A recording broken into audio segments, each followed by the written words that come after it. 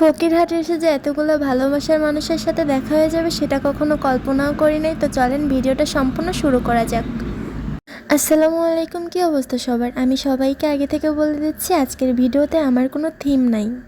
প্রতিবার আমি যখনই ভিডিও বানাতে বার হই না কেন আমার একটা মেইন থিম থাকে যে না আমি এখানে যে একটা ভিডিও করব, তবে আজকে আমার কোনো থিম নাই, কেননা আমি আগে থেকে কোনো প্ল্যানই করি নাই যে এখানে যে আমি ভিডিওটা বানাইবো।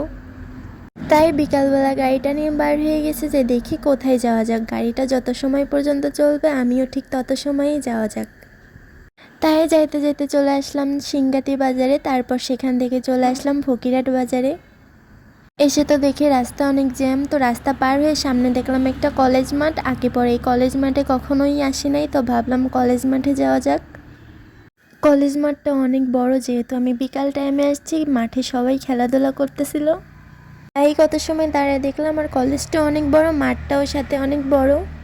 সেখান থেকে কয়টা ভাইদের সাথে দেখা হলো, তারা নাকি আমার ভিডিও দেখে সব সময়। সেখান থেকে তাদের সাথে কত সময় গল্প করলাম, কথা বললাম।